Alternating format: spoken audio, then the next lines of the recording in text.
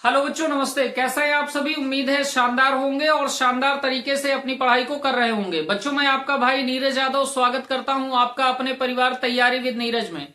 बच्चों, जैसा कि आप जानते हैं, लास्ट क्लास में प्रायिकता में हम लोगों ने दो पासों को उछालने पे जो घटित होने वाली घटनाएं हैं उनकी प्रायिकता को निकाल लिया था। आज बेटा हम लोग एक नया यादृच्छिक परीक्षण लेंगे जो सिक्के पर आधारित होगा कि एक सिक्के को उछालने पर क्या क्या घटनाएं घटित हो सकती हैं और उनकी क्या क्या प्रायिकताएं आ सकती हैं। तो हमारा यादृच्छिक परीक्षण है बेटा, यादृच्छिक परीक्षण।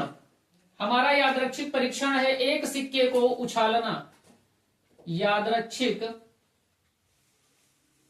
यादृच्छिक परीक्षण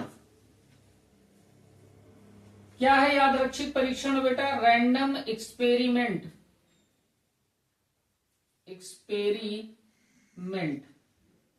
हमारा रैंडम एक्सपेरिमेंट है बेटा एक सिक्के को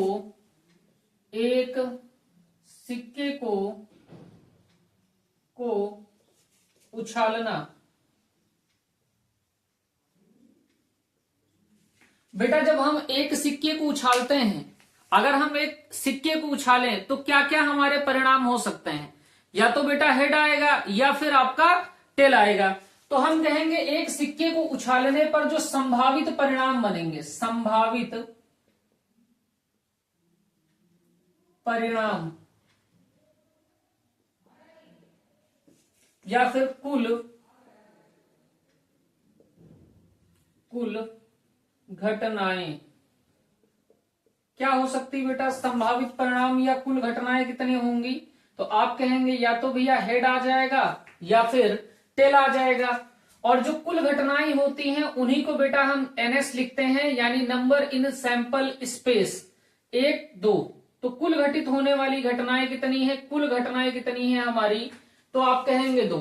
तो यहां से बेटा हमको हेड आने की प्रायिकता निकालनी है, टेल आने की प्रायिकता हमको निकालनी है। प्रायिकता का बेसिक फार्मूला क्या होता है वो देख लीजिए।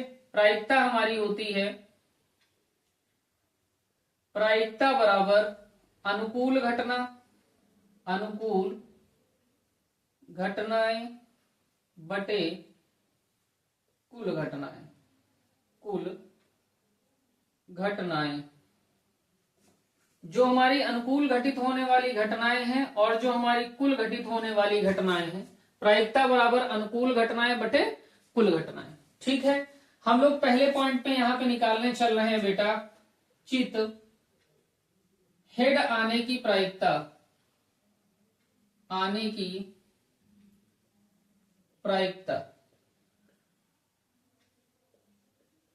प्रश्न आपसे कैसे पूछा जाएगा? जब एक सिक्के को उछाला जाता है तो चित आने की प्रायिकता। चित बेटा क्या होता है? हेड ही होता है। हेड को हिंदी में चित बोलता है।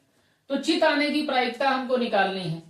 हमारे एक सिक्के को उछालने पे कुल घटनाएं कितनी घटित होती हैं? तो हम कहेंगे भैया कुल संभावित परिणाम जो हमारे होते हैं वो 2 होते हैं, या तो हेड आ सकता है या फिर टेल आ सकता है।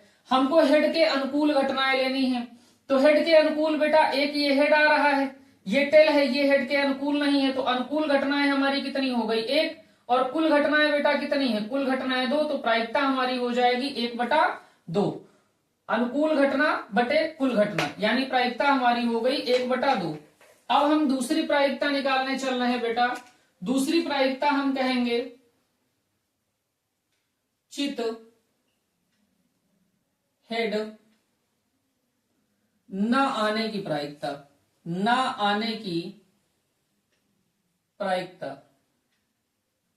बेटा हमसे यहां कह रहा है हेड न आने की प्रायिकता। जब हेड नहीं आएगा तो क्या आएगा? टेल आएगा। तो इसी बात को अथवा करके कभी कभी ऐसे डायरेक्ट पूछ लेता है कि टेल आने की प्रायिकता, यानी कि पट टेल आने की प्रायिकता। तो चाहे आपसे कहे बेटा कि हेड ना आने की प्रायिकता आप बताओ, या फिर आपसे कहे कि टेल आने की प्रायिकता बताओ, तो आप क्या बताओगे? भाई कुल घटित होने वाली घटनाएं हमारी कितनी है? संभावित परिणाम हमारे यही आ सकते, या तो हेड आएगा या तो टेल आएगा। तो बेटा हमसे पूछ रहा है टेल आने की प्रायिकता, तो हेड तो आ नहीं सकता। अनुकूल घटनाएं हमारी कितनी होंगी? टेल आएगा तभी हम कहेंगे ना टेल आया। तो अनुकूल घटना हमारी 1 हो गई और कुल घटनाएं हमारी 2 हो गई, तो प्रायिकता होती है अनुकूल घटना बटे कुल घटना। अनुकूल घटना 1 हो गई और कुल घटनाएं 2 हो गई, तो 1/2 हमारी प्रायिकता हो गई किसके आने की, टेल आने की। बेटा एक बात आपको मैं यही बता देना चाहता हूं, हेड आने की प्रायिकता और टेल आने की प्रायिकता, उम्मीद है कि आपको ये बात समझ में आ गई होगी। यहां से बेटा 2 ही घटनाएं बनती हैं, एक तो हेड आने की प्रायिकता आपसे पूछी जाती है और एक टेल आने की प्रायिकता पूछी जाती है। तो हेड आने की प्रायिकता भी बेटा 1/2 होती है, टेल आने की प्रायिकता भी 1/2 होती है। इस बात को बहुत ध्यान से इधर देखिए, आपने एक फार्मूला पढ़ा होगा बेटा, पीई प्लस पीई डैश बराबर 1। पी बार कहो या पी डैश कहो एक ही मतलब है। पी का मतलब है घटना के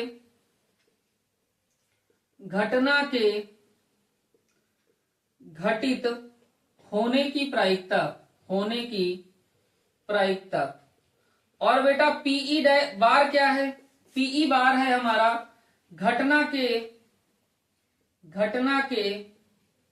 घटित ना होने की प्रायिकता। अब बेटा घटना के घटित ना होने की प्रायिकता को इन शॉर्ट में हम लोग बोलते हैं पूरक घटना। क्या बोलते हैं, पूरक घटना। बात समझ रहे? जैसे मैं आपसे यहां पे कहूं, यहां पे बहुत ध्यान से देखिएगा, इस बात का उदाहरण यहां पे देखिए, मैं आपसे कहूं घटना के घटित होने की प्रायिकता, मैंने आपको बताया घटना के घटित होने की प्रायिकता प्लस घटना के घटित न होने की प्रायिकता का मान बराबर होगा किसके बेटा, 1 के। ये फार्मूला होता है, ठीक है ना। अगर हमको घटना के घटित होने की प्रायिकता, हम आपसे कहें कि हमको पीएच निकाल के दिखाइए, पीएच का मतलब है कि हेड आने की प्रायिकता, प्लस हम कहें पीएच डैश का मतलब क्या है कि हेड ना आने की प्रायिकता बराबर 1 होगा। और हेड ना आने का मतलब क्या है बेटा, हेड ना आने का मतलब इनडायरेक्टली है कि यहां क्या आएगा, टेल आएगा। बात समझ रहे? हेड आने की प्रायिकता प्लस हेड ना आने की प्रायिकता बराबर 1, यानी हेड आने की प्रायिकता प्लस टेल आने की प्रायिकता बराबर 1। तो बेटा हेड आने की प्रायिकता आपने अभी निकाली है 1/2, और हेड ना आने की प्रायिकता का मतलब क्या, प्रायिकता टेल आने की, वो भी कितनी है 1/1। तो ये बेटा बराबर होगा ना 1 के, तो 1 बराबर हो जाएगा किसके, 1 के। तो ये फार्मूला इस प्रकार से काम करता है। तो अगर आपको किसी घटना के घटित होने की प्रायिकता पता है तो उस घटना के घटित ना होने की प्रायिकता निकाल सकते हैं। जैसे इसको मैं मिटा दे रहा हूं, देखिएगा, जैसे मैं आपसे एक प्रश्न यहीं पे लिखूं इस फार्मूले पर आधारित, मैंने कहा क्वेश्चन है आज बारिश होने की प्रायिकता, आज बारिश होने की प्रायिकता 0.60 है, तो बारिश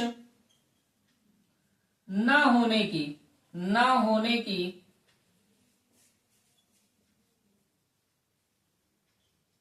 प्रायिकता होगी। तो बेटा हमसे क्या कह रहा, यहां तो हमसे कह रहा बारिश होने की प्रायिकता दे रखी है हमको, और हमसे बारिश ना होने की प्रायिकता पूछ रहा। तो ये घटना के घटित होने की प्रायिकता हो गई, ये घटना के ना घटित होने की प्रायिकता हो गई। तो इसका और इसका दोनों की प्रायिकताओं का जो योगफल होगा वो 1 के बराबर होगा। तो हम कहेंगे बारिश होने की प्रायिकता, यानी घटना के घटित होने की प्रायिकता हमको दे रखी है 0.60, और बारिश के ना होने की प्रायिकता पूछ रहा है, यानी ये पूरक घटना हो गई ना। तो ये हो गई हमारी पीई बार बराबर, हमको निकाल के दिखाना है। हम फार्मूला जानते हैं बेटा, क्या फार्मूला होता है, तो आप कहेंगे भैया फार्मूला होता है पीई प्लस पीई बार बराबर 1। पीई की वैल्यू आपको दे रखी है 0.60 प्लस पीई बार बराबर 1 के। तो यहां से आप क्या कहेंगे कि पीई बार की जो वैल्यू आ जाएगी वो 1 माइनस, ये इधर प्लस में है बेटा, पक्षांतर आप कर दोगे तो माइनस में हो जाएगा, तो 0.60 हो जाएगा। 1 से आप घटा दोगे तो 0.40 आ जाएगा पीई बार की वैल्यू। तो ये फार्मूला बेटा इस प्रकार से काम करता है और बहुत ही महत्वपूर्ण फार्मूला है। आप ये समझ के चलिए कि यूपी बोर्ड में 1 नंबर का ये फार्मूले से डायरेक्ट प्रश्न आपका बनेगा कि घटना के घटित होने की प्रायिकता हमको दे रखेगी, घटना के घटित ना होने की प्रायिकता हमसे पूछ लेगा, या घटना के घटित ना होने की प्रायिकता हमको दे देगा और घटना के घटित होने की प्रायिकता हमसे पूछ लेगा। बाकी हम लोग सिक्कों पर आधारित प्रश्न कर रहे थे, ये फार्मूला बीच में आया तो मैंने इसका एक एग्जांपल आपको दे दिया, तो इसको आप नोट डाउन कर लीजिए बेटा।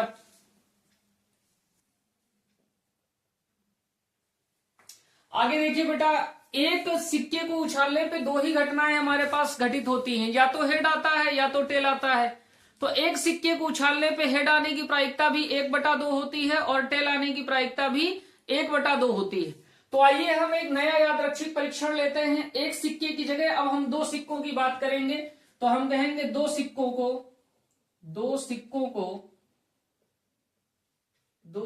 को उछालना। बेटा जब आप 2 सिक्के उछालते हो, या इसी बात को हम ऐसे भी लिख सकते हैं कि एक सिक्के को 2 बार उछाला।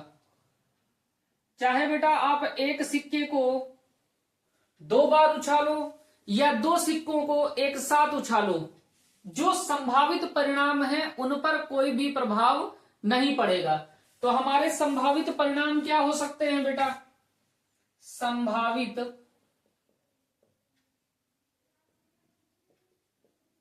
परिणाम बेटा हम कहेंगे 2 सिक्कों को हम उछाल रहे हैं, तो ऐसा हो सकता है ना कि पहले सिक्के पर भी हेड आए और दूसरे सिक्के पर भी हेड आए। ऐसा हो सकता है कि पहले सिक्के पर हेड आए और दूसरे सिक्के पे बेटा टेल आए। ऐसा भी तो हो सकता है कि पहले सिक्के पे टेल आए और दूसरे सिक्के पर हेड आए।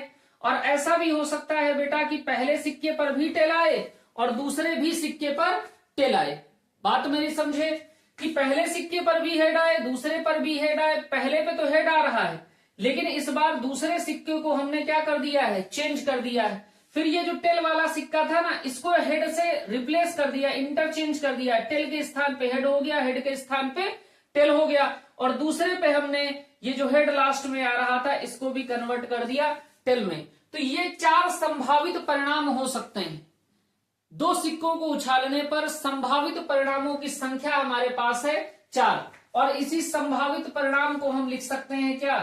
कुल घटनाएं, कुल घटनाएं। और इसी को बेटा हम लोग लिखते हैं क्या? NS।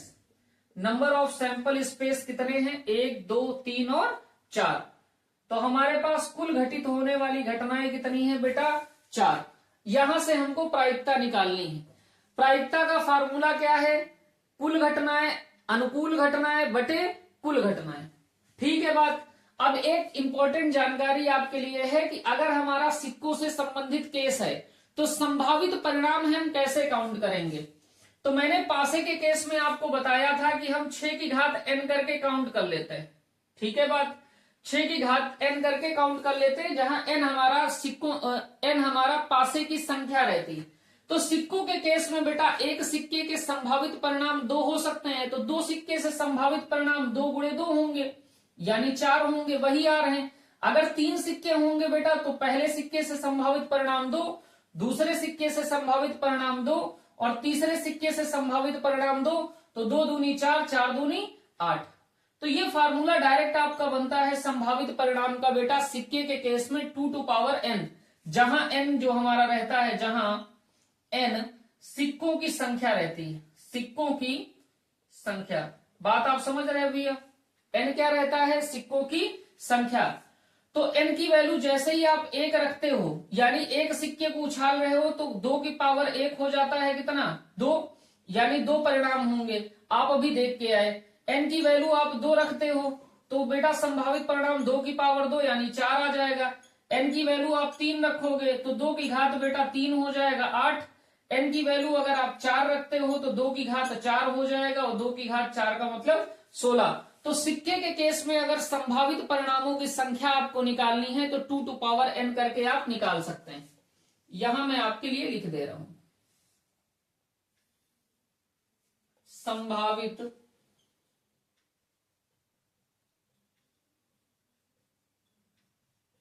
परिणामों की संख्या बराबर 2 टू पावर n, जहां n सिक्कों की संख्या।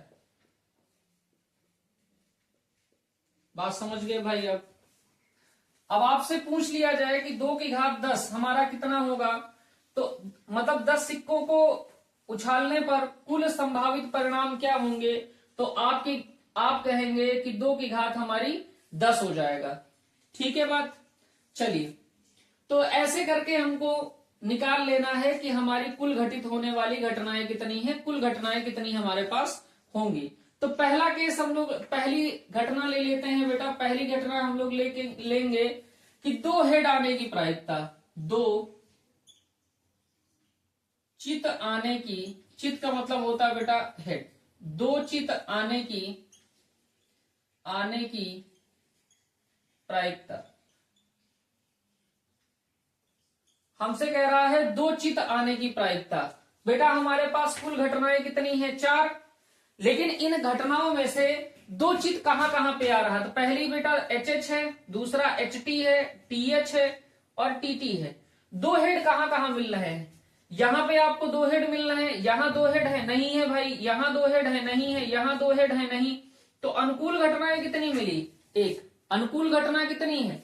1। और कुल घटनाएं कितनी है बेटा? 4। तो 2 हेड आने की प्रायिकता कितनी हो गई? 1/4। आगे आप देखिए सेकेंड पार्ट में आप कहेंगे 2 पट यानी टेल आने की प्रायिकता, टेल आने की प्रायिकता। 2 टेल आने की प्रायिकता क्या है? तो आप कहेंगे भैया सैंपल स्पेस तो हमारे पास यही है, यानी हमारा हेड हेड आया है, हेड टेल आया है, टेल हेड आया है और टेल टेल आया है। सैंपल स्पेस हमारा यही है, यानी प्रतिदर्श समष्टि यही है, संभावित परिणाम यही है।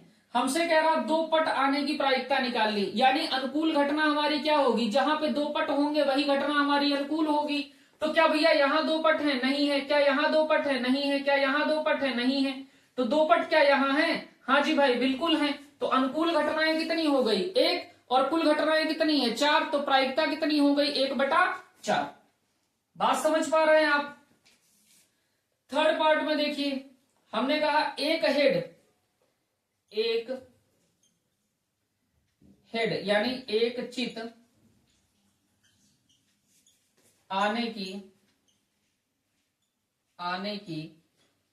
प्रायिकता। हमसे कह रहा एक चित आने की प्रायिकता, यानी एक हेड आने की प्रायिकता बताइए। तो हम कहेंगे भाई हमारे पास जो सैंपल स्पेस है उसमें HH है, HT है, TH है और TT है। हमसे कह रहा केवल हमारे पास आना क्या चाहिए? एक हेड आना चाहिए, एक हेड आना चाहिए। तो क्या बेटा यहाँ एक हेड है? नहीं। क्या यहाँ एक हेड है? हाँ। क्या यहाँ एक हेड है? हाँ। क्या यहाँ एक हेड है? नहीं। तो अनुकूल घटनाएं कितनी हुई? 2। भाई ये दोनों अनुकूल घटनाएं हो गई। HT और TH हमारी क्या है? अनुकूल घटना। और कुल घटनाएं हमारे पास कितनी है? 4। तो 2 है हमारे अनुकूल घटनाएं और कुल घटनाएं हमारी 4। तो प्रायिकता हो गई 2/4 यानी कि 1/2। ठीक है बात? आगे हम लिखेंगे फोर्थ। क्या लिखेंगे बेटा? एक पट टेल आने की प्रायिकता। अब हम लोग निकालने चल रहे हैं बेटा एक टेल आने की प्रायिकता क्या होगी। तो सैंपल स्पेस हमारे पास ये दे रखा है HH, HT, TH और TT।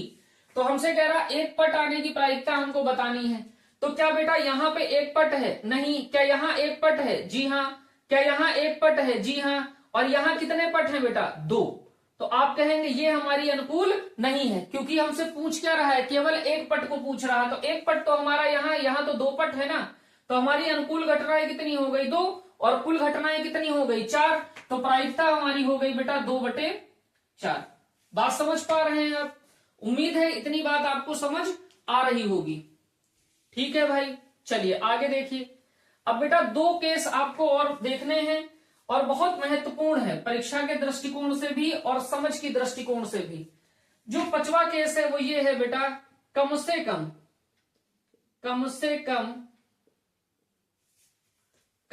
कम एक चित यानी कि हेड आने की प्रायिकता। सबसे पहले आप ये बात समझिए कि ये कम से कम का मतलब क्या है। कम से कम का मतलब ये है बेटा, कम से कम का मतलब मिनिमम इतना होना चाहिए और मैक्सिमम आप कुछ भी ले सकते। मतलब जो भी कंडीशन आपसे दे रहा, कह रहा ना कम से कम एक चित, यानी मिनिमम आपके पास एक हेड होना चाहिए। अनुकूल घटना वही बनेंगे जिसमें कम से कम एक हेड होगा, और ज्यादा हेड भी ले सकते, क्योंकि कंडीशन हमारी क्या है कि मिनिमम हमारे पास इतना होना चाहिए, मैक्सिमम हम कुछ भी रख सकते हैं। तो कम से कम जब भी कहेगा तो मिनिमम हमको यहां कह रहा कम से कम एक हेड, तो हमको मिनिमम एक हेड लेके चलना है। हमारे पास कुल संभावित परिणाम कितने हैं, तो HH है, HT है, TH है और TT है। हमसे कह रहा मिनिमम हमारे पास एक हेड होना चाहिए। तो यहां बेटा क्या मिनिमम एक हेड है? बिल्कुल मिनिमम एक हेड है। यहां देखिए एक हेड नहीं है, यहां दो हेड है, लेकिन हमारी कंडीशन क्या है कि कम से कम एक हेड होना चाहिए। यहां लेकिन एक से ज्यादा हेड है ना, तो ये भी हमारी अनुकूल घटना है।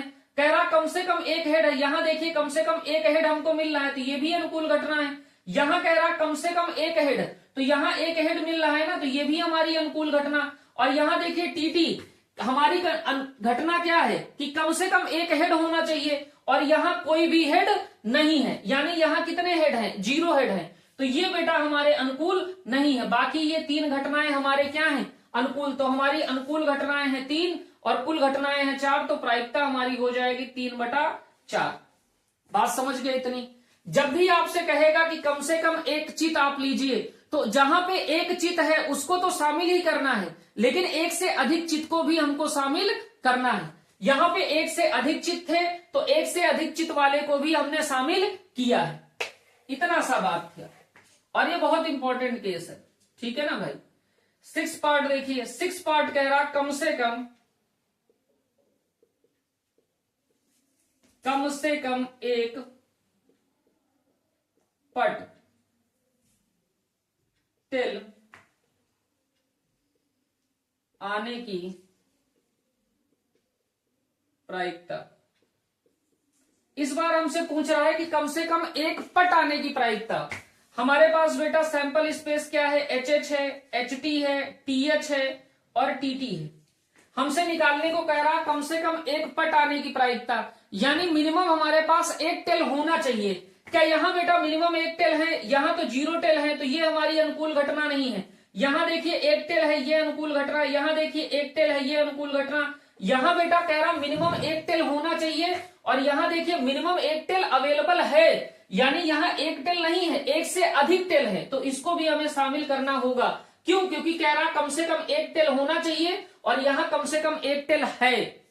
तो अनुकूल घटनाएं हमारे पास कितनी हो गई? 3, और कुल घटनाएं हमारे पास 4 हो गई, तो प्रायिकता हमारी हो गई बेटा 3/4। तो ऐसे सवालों को इनको हल करना है। 7th नंबर देखिए बेटा, 7th पार्ट देखिए। हमसे कह रहा अधिक से अधिक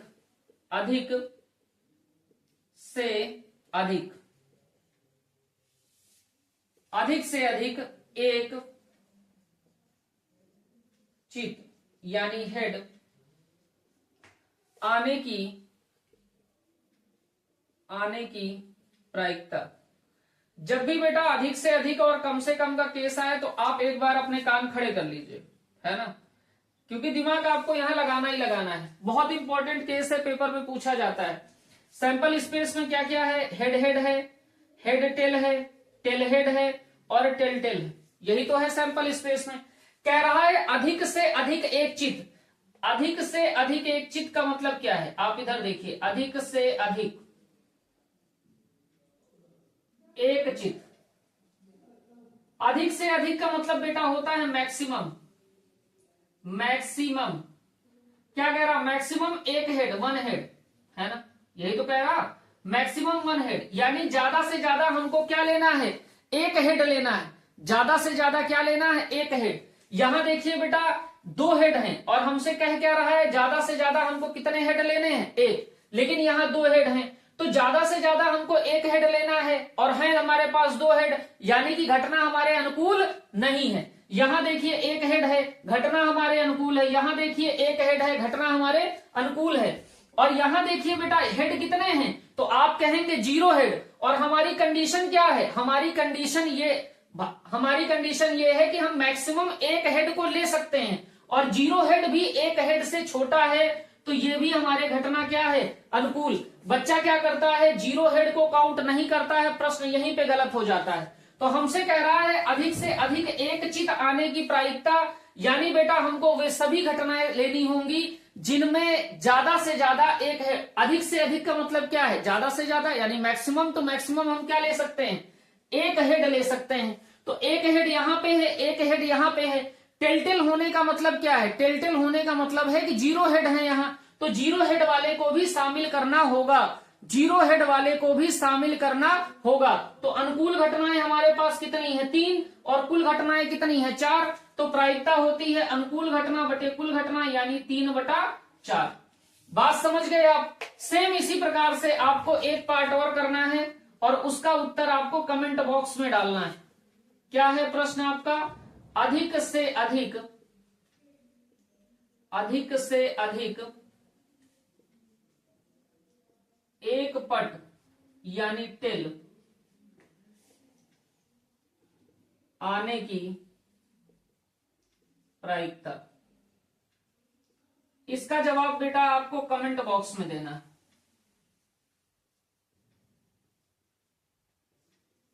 इसका जो जवाब रहेगा ये आपका कमेंट बॉक्स में रहेगा। इसको आप नोट डाउन कर लीजिए, देख लीजिए बोर्ड को, और इसको आप नोट डाउन कर लीजिएगा। कहीं भी डाउट लगा हो तो आप कमेंट बॉक्स में लिखिएगा, आंसर आपको देना है कमेंट बॉक्स में। कहीं कोई प्रॉब्लम रही हो तो कमेंट बॉक्स में लिखिएगा। क्लास को अपने दोस्तों के साथ साझा करिएगा। आज की क्लास बच्चों यहीं तक। 3 सिक्कों का केस में अलग सेपरेट वीडियो में आपको प्रोवाइड करूंगा। तो आज की क्लास बच्चों यहीं तक। जय हिंद।